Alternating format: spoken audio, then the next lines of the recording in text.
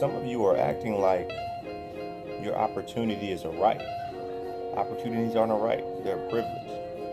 And what you mismanage, you lose.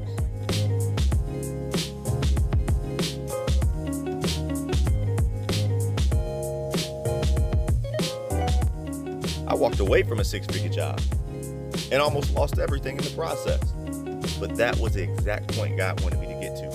Because it was at that moment, that's when God said, Nick, step back. Let me build this. Full transparency. It was difficult. It was hard. It was uncomfortable. But one thing I understood is that I was going to be better on the other side. And the things that God has allowed me to accomplish, the things that I've done, the people that I've helped, nothing short of amazing. The family time that I've gained back. The ability to invest in my kids, the ability to love my wife, the ability to have it all, to raise my daughter to be a woman of God, to raise my son to be a man of God, to take care of the team that God has blessed me with. They're one of the greatest gifts God has given me.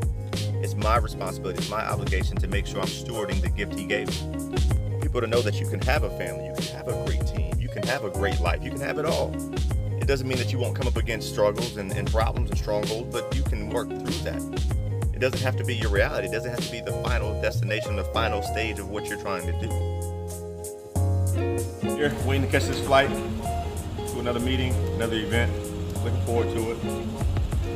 You know, you've got a couple of opportunities. You've got a couple of choices you can make in life. You can either try to work your way through things. You can try to hustle or grind, which is the most popular word. All those things are good. You need to do all those things. But I tell you, as a man of God, knowing who you are, it's more important to trust His word and trust His timing.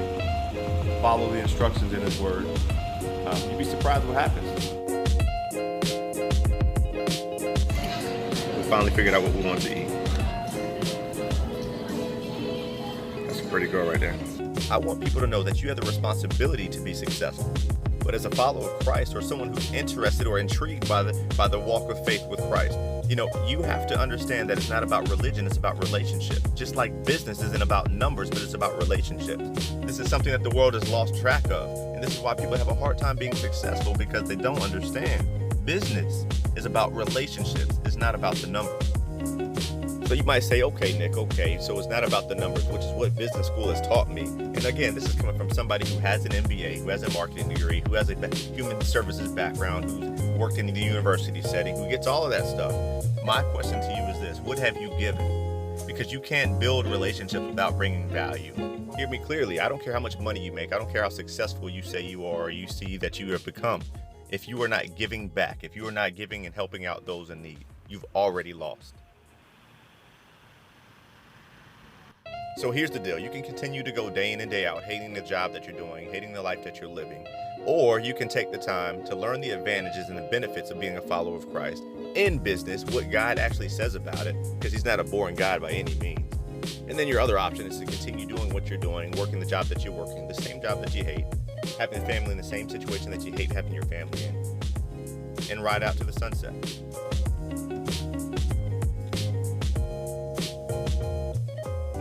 I hope you choose to make a change.